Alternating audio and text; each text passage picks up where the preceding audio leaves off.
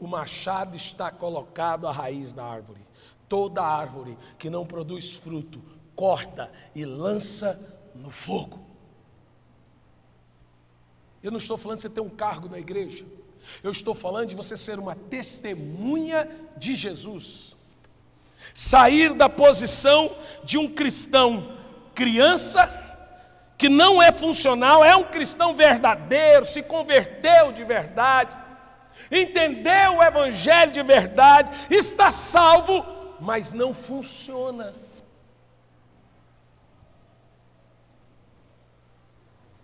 Olha para mim. Quando eu vou assistir um culto e tem alguém pregando algo,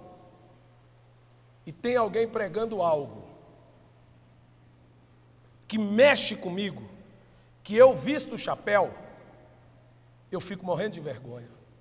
Fala, esse cara aí sou eu. Esse cara sou eu.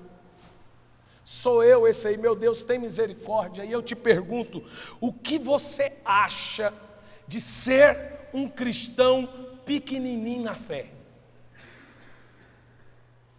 Que passa, eu estou falando de ano, que passa ano e entra ano, e você é aquele cristão que engorda espiritualmente e não ganha uma alma para Jesus em 365 dias do ano.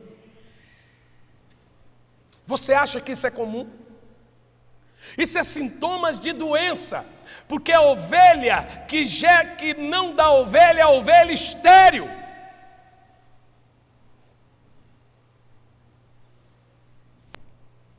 Mas em quarto lugar, nós temos o que nós chamamos de cristão incrível. O cristão incrível é chamado deste termo porque ele é fora do normal, ele é contagiante. É aquele cristão que contagia por onde ele passa. Ele vê a oportunidade de testemunhar e de falar da sua fé. Ele quer ganhar almas a tempo e fora de tempo. Não importa se ele é um bom orador, não importa se ele é um bom pregador. Você não precisa estar aqui para ser um pregador como oratória, mas ele quer contagiar todos à sua volta. E essa é a grande característica do cristão verdadeiro. É o chamado cristão contagiante.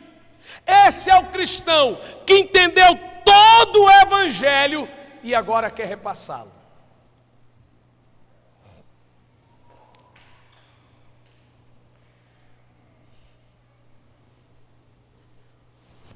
Quem está entendendo, diga amém. Mas nós temos ainda, dentro da igreja, o cristão carnal, normal. Qual é a característica desse cristão?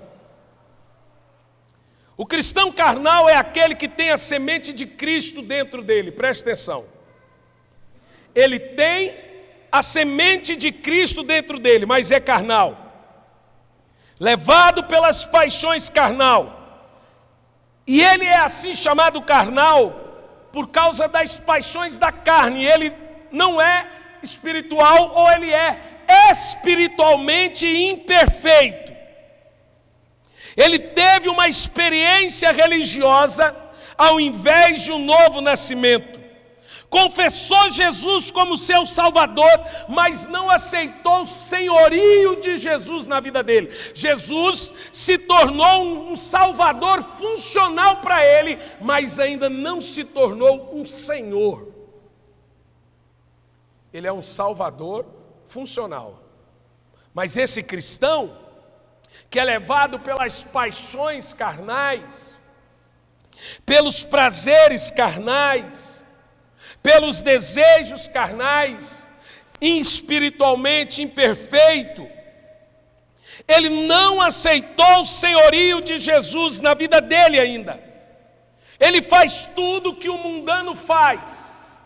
Ele vive como uma pessoa que não tem Jesus vive. Se ele sai de férias com a família, ele está num clube e as pessoas estão bebendo, ele também vai beber. Se ele está num grupo de amigos e as pessoas estão contando piadas sujas, e é um grupo de não crentes que estão contando piadas sujas, ele também vai contar.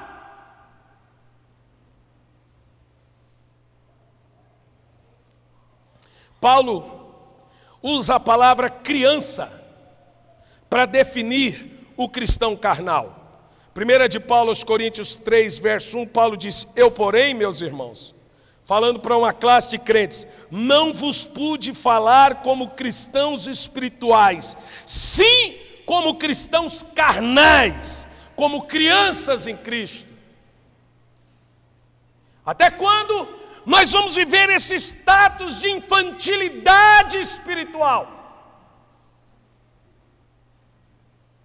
Não vamos evoluir na nossa fé, entender que tem passos mais largos para galgar no nosso cristianismo, entender que cristianismo não é essa coisa nojenta, essa coisa imbecil que muitos de nós estamos vendo por aí. Não é só isso, tem algo mais profundo, tem algo mais além.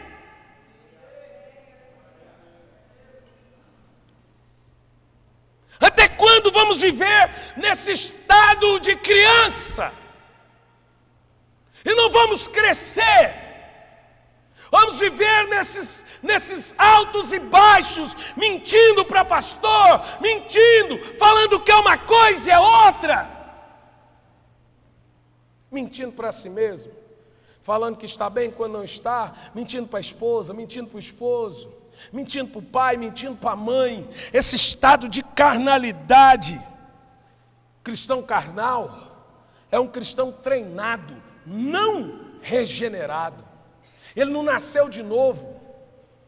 Ele está calvinando a sua carne velha, ele rebocando, ele está pondo uma máscara na carne velha. Ele não matou a carne, ele não morreu para nascer de novo, ele está tentando melhorar o que é velho. O cristão espiritual é aquele que carrega as marcas do cristianismo.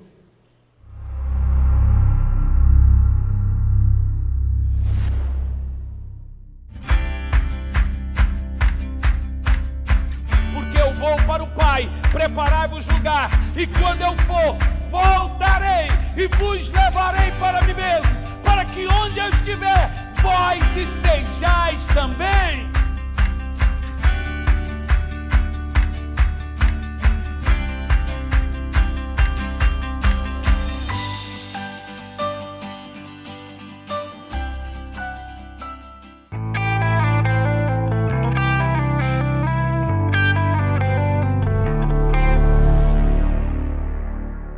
Ah, meus irmãos, como hoje é complicado você ver dentro da nossa fé cristã irmãos que não perdoam outros irmãos.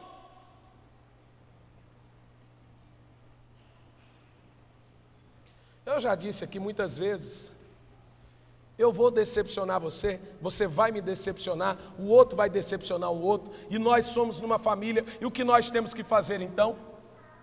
O que nós temos que fazer então? Perdoar. A maior característica de um cristão nascido de novo, regenerado, é a capacidade de perdoar uns aos outros. Quem não aprendeu a perdoar, ainda não aprendeu a ser um cristão contagiante. E as marcas do cristão espiritual são novo nascimento, perdão, temperança, fé, paciência, generosidade, obediência total ao Evangelho de Jesus e frutificação. Você vai ver sempre um cristão espiritual dando frutos. As marcas do cristão carnal é a ausência de todas mencionadas agora, que eu acabei de mencionar para os irmãos. Se você tem falta dessas marcas, você não passou ainda da vida para a morte. Você ainda não recebeu o Evangelho de Jesus Cristo completamente no seu interior. Até quando alguns de vocês vão ficar mudando de uma igreja para outra igreja, de uma igreja para outra igreja, procurando uma igreja que se adeque ao seu luxinho, ao seu jeitinho, à sua maneira, ao seu jeitinho de crer, a um pastor que te adule do jeito que você quer? Até quando nós vamos ficar nesse impasse e não vamos crescer?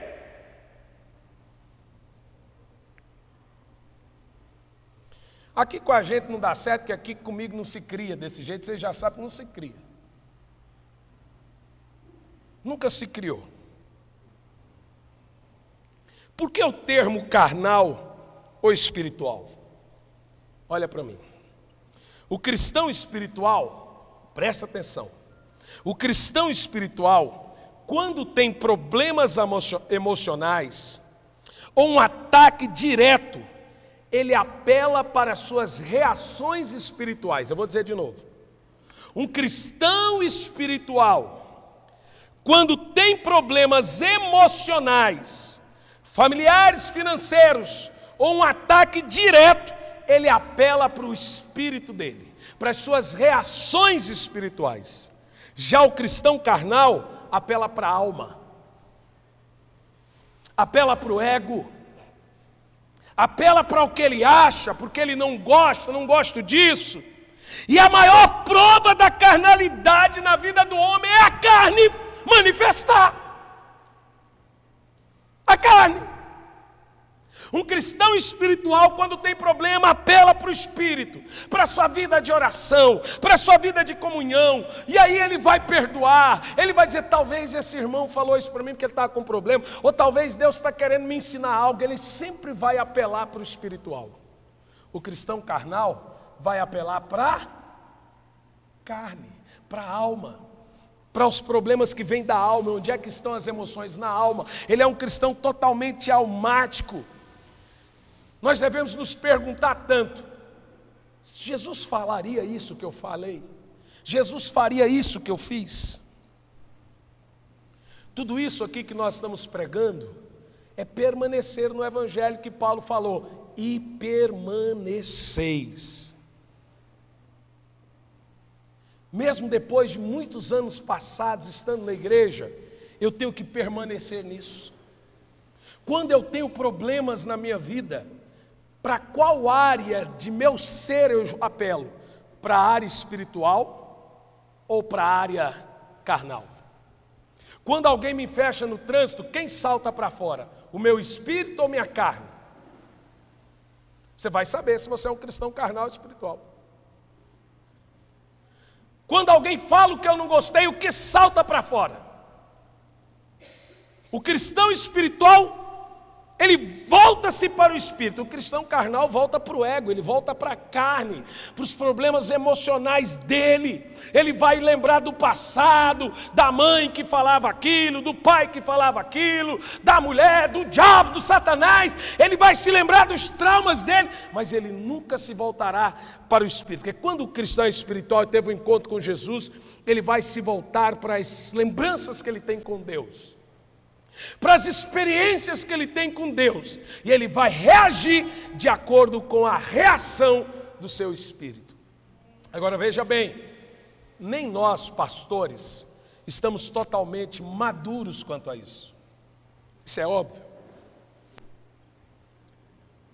Mas precisamos crescer. Levanta a sua mão e diz: Senhor, eu quero ser espiritual. Aleluia. Verso 2: somos salvos pelo verdadeiro evangelho. Paulo disse: pelo qual também sois salvos, se o retiverdes, tal como eu tenho pregado, se não é que credes em vão. Paulo está dizendo: você é salvo pelo evangelho, se for o evangelho do jeito que eu preguei, senão não é salvo. Paulo está dizendo o seguinte: só o evangelho de Jesus traz salvação. Ele está dizendo o seguinte: Não é de qualquer maneira que devemos anunciar o Evangelho. Não é só o fato de abrir a Bíblia, pregar Jesus que vai salvar as pessoas. Tem uma única maneira de pregar o Evangelho. Paulo fala: você é salvo pelo Evangelho se o guardares como eu preguei, senão você creu em vão. Isso é sério. Paulo está dizendo, não é de qualquer maneira que uma pessoa é salva.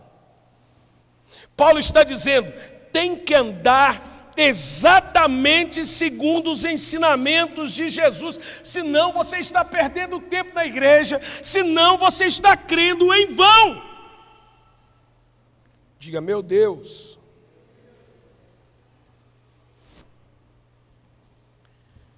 No verso 3, Paulo diz que ele não mudou nada. Diga comigo assim, Paulo não mudou nada. Paulo diz assim, porque primeiramente vos entreguei o que também recebi. Agora presta atenção. Agora vai a minha pergunta aos pastores que me ouvem agora. O que nós estamos pregando foi o que recebemos da parte de Deus? É uma crise, vou perguntar de novo. Paulo disse, preguei para vocês o que recebi do Senhor. O que nós pregamos foi Deus que nos deu. Deus nos mandou dirigir nossas igrejas como estamos dirigindo. Pastor, o que você está fazendo na sua igreja, Deus mandou você fazer? Deus mandou você tirar dinheiro do povo 3, 4, 5 vezes no mesmo culto? Deus mandou você ficar usando o povo para enriquecimento ilícito? Deus mandou você fazer campanhas intermináveis, sem nenhum fundamento bíblico, para atrair mais gente, mais gente, mais gente, sem nenhuma paixão pelo Evangelho? A maneira que nós estamos conduzindo o Evangelho hoje, recebemos direto do Senhor.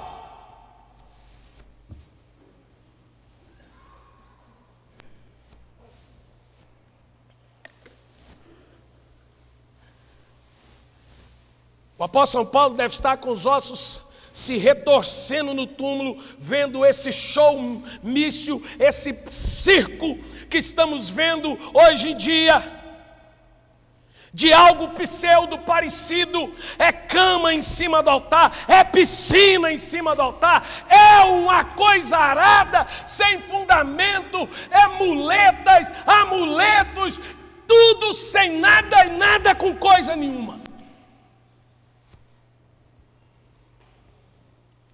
E aí eu pergunto, Deus falou para você fazer o Vale do Sal na sua igreja?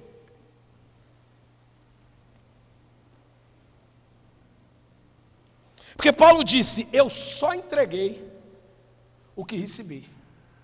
Paulo não teve vaidade de dizer, irmão, eu tenho uma revelação nova aqui para dar a vocês. Paulo não disse nada disso. Deus falou para você, pastor, pegar uma porcaria de uma marreta e vender por R$1.100 e falar, isso aqui é Deus, você vai bater na cabeça do diabo. Pois eu vou te dizer que eu bato na cabeça do diabo em nome do Senhor Jesus Cristo, pois a Bíblia diz que virão por 7 caminhos e por 7 caminhos fugirão. Eu não preciso de uma porcaria de uma marreta para bater na cabeça do diabo. Isso que eu estou tomando remédio ainda, irmão. Agora eu quebro esse negócio aqui, ó.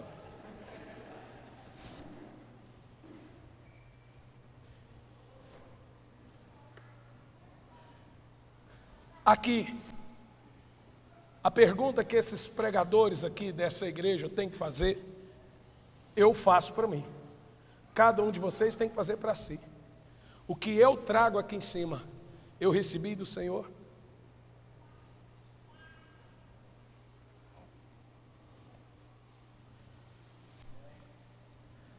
Cada um faz essa pergunta para si.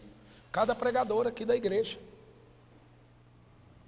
Porque Paulo não teve nenhuma vaidade em dizer, Irmão, Deus me deu uma coisa nova. Ele falou assim: tudo que eu estou pregando para vocês não é nada novo. Eu só estou repassando o que eu recebi do Senhor. Não é tremendo isso, irmãos? Quem está entendendo, diga amém. Paulo fala no verso 3: porquanto o que primeiramente transmiti a vocês foi o que também recebi.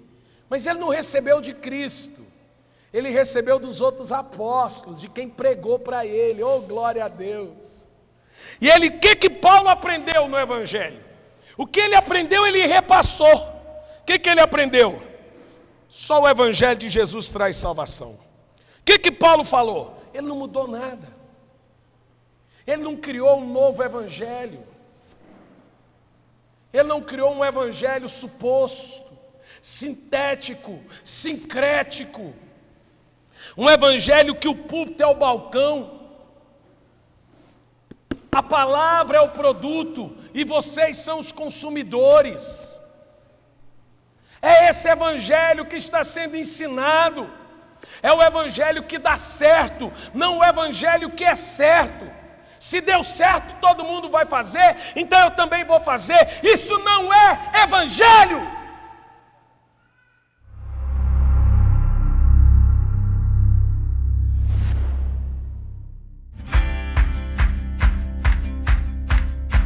Porque eu vou para o Pai, preparai-vos lugar, e quando eu for, voltarei e vos levarei para mim mesmo, para que onde eu estiver, vós estejais também.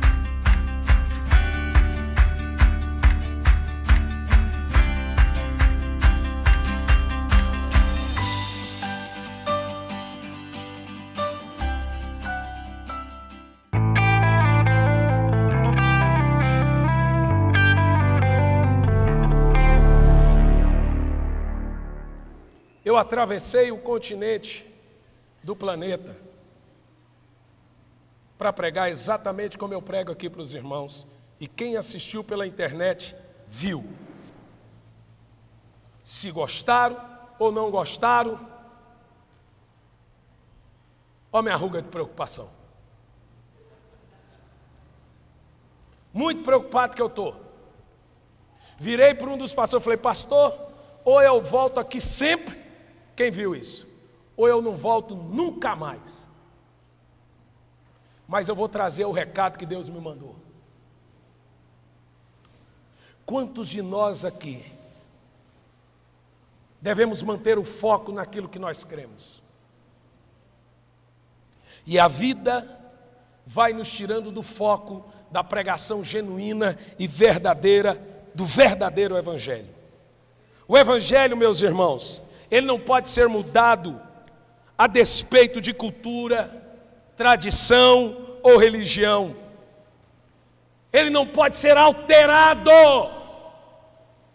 Paulo andou e atravessou continentes e nunca alterou o Evangelho, porque ele estava entre os gregos, ou porque ele estava em Roma, ou porque ele estava entre os asiáticos. Ele pregava o único e verdadeiro Evangelho, o Evangelho do nosso Senhor Jesus Cristo. E como crer nesse Evangelho? Agora eu quero ler alguns textos e você vai ponderar se você está nisso aqui. Você está no caminho certo. Ok? Presta atenção. Se você está nisso aqui, você está no caminho certo. Versículo 3, na parte B, versículo 3. Portanto, o que primeiramente transmiti foi o que também recebi. O que é que Paulo recebeu? Que Cristo morreu pelos nossos pecados, segundo as Escrituras. Como as Escrituras dizem que Cristo morreu? Você crê assim? Aí é Evangelho. João 1:29. Eis o Cordeiro de Deus que tira o pecado do mundo. Isaías 53, verso 1 ao 5. Ele levou sobre si os nossos pecados. Efésios 2, verso 1. Ele nos deu vida, estando-vos mortos em vossos pecados. É assim que Jesus morreu. morreu por mim, morreu por você, foi uma morte substitutiva, ele assumiu o lugar do pecador. É assim que nós temos que crer. Quem crê nisso? Primeiro ponto você passou. Segundo, verso 4: foi sepultado e ressuscitou no terceiro dia, como diz as Escrituras. Você crê que Jesus morreu e ressuscitou, como diz as Escrituras? O grande engano desse século é logo começarem a pregar que Jesus é apenas um exemplo moral. Nós já temos um grupo enorme de crentes e igrejas que não tem mais Jesus como Deus, mas tem Jesus como um grande exemplo moral e apenas um grande profeta. Se Jesus não é Deus, ele não pode ser um bom exemplo e ele não pode ser um profeta, porque ele seria um mentiroso. Um profeta não pode mentir e um bom exemplo não pode mentir, e Jesus afirmou ser Deus. Ele aceitou a adoração e ele afirmou ser Deus. Se ele não é, ele é mentiroso. Você não pode duvidar desse teor do Evangelho, esse é o coração da nossa fé. Jesus é quem ele disse que ele é. Jesus é o Senhor, Adonai, Yeshua, Hamashia, oh aleluia, Jesus é o Senhor, diga amém. E aqui eu termino a nossa mensagem. Cristianismo, crer no Evangelho, é crer que Jesus morreu, foi sepultado e ao terceiro dia ressuscitou. Vamos lá? Jesus morreu, foi sepultado e ao terceiro dia ressuscitou. Enviou o Espírito Santo Consolador e hoje está conosco em espírito e em verdade, e breve voltará. Eu vou fazer os pilares que concentram a nossa fé. Jesus morreu, amém? Pelos nossos pecados. Vai guardando. Foi sepultado. Por que tem que crer nisso? Porque os idealizadores, os liberais, eles falam que Jesus não morreu, ele só teve um surto, um infarto de 3 dias. Irmão, tem que ter muita fé para ouvir um besterol desse. Olha, a Europa é o berço desses pensadores burros. Eles são imbecis. Eu conversei com um monte. Falei, meu filho, pelo amor de Deus, sai de perto de mim. Olha o que vocês fizeram com o Evangelho na Europa. As igrejas morreram por causa de vocês. Vocês são assassinos de igreja, eu falei. E vocês vão prestar conta perante o tribunal de Cristo por ter assassinado esse monte de igrejas na Europa. Sai, sai, sai, sai de perto de mim, Satanás.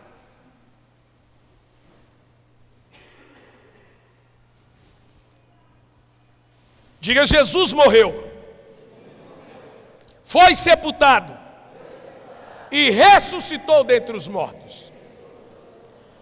Enviou o Espírito Santo, está conosco hoje e em breve voltará. Isso é o verdadeiro Evangelho, o Evangelho do Senhor Jesus Cristo. Fique em pé no seu lugar.